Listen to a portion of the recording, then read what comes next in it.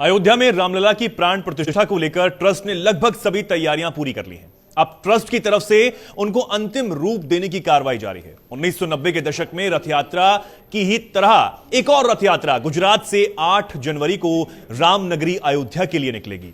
रथ यात्रा गुजरात, मध्य प्रदेश और उत्तर प्रदेश के 15 शहरों से होते हुए 1400 किलोमीटर की यात्रा तय करेगी। 20 जनवरी को यह रथ यात्रा भगवान श्री राम की जन्मभूमि अयोध्या पहुंचेगी।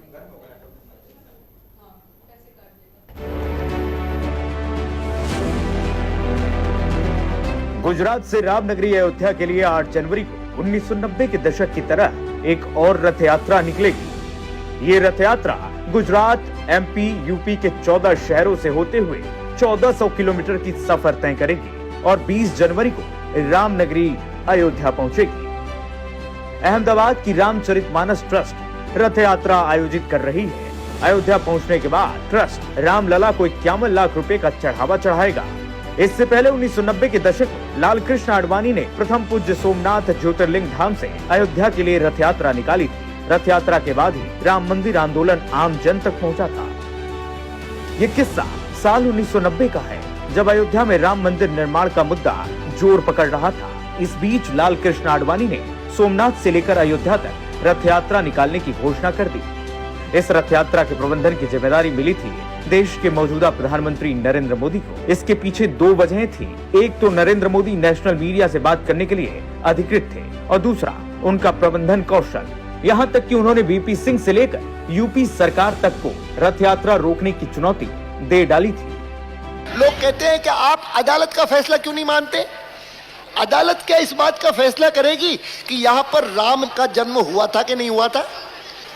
आपसे तो इतनी आशा है, बीच में मत पड़ो, रास्ते में मत आओ, क्योंकि ये जो रथ है लोक रथ है, जनता का रथ है, जो सोमनाथ से चला है और जिसने मन में संकल्प किया हुआ है कि 30 अक्टूबर को वहां पर पहुंच करके कार सेवा करेंगे और मंदिर वहीं बनाएंगे, उसको कौन रोकेगा?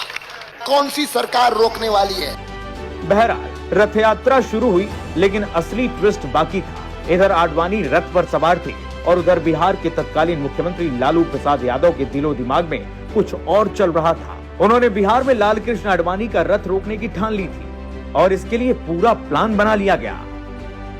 अपनी यात्रा को स्थगित कर दें, स्थगित करके वो दिल्ली वापस चले जाएं।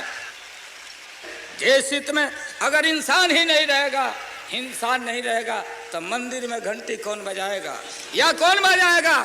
जब इंसानियत पर खतरा हो, इंसान नहीं रहेगा तो मस्जिद में इबादत कौन देने जाएगा?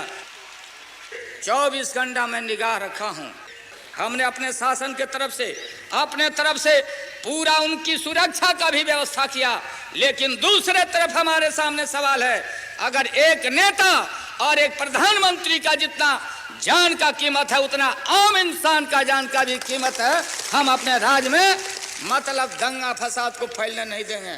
जहां फैलाने का नाम लिया और जहां बवेला खड़ा करने का नाम लिया तो फिर हमारे साथ चाहे राज रहे या राज चला जाए, हम इस पर कोई समझौता करने वाले नहीं हैं। विवाद के बाद आडवाणी को प्राण प्रतिष्ठा का न्योता।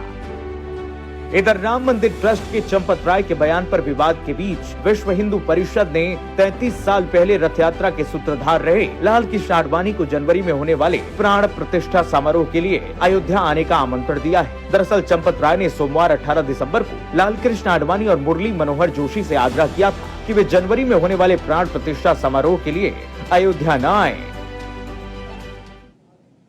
आडवाणी जी का होना अनिवार्य है और हम ये भी कहेंगे वो कृपया ना आए।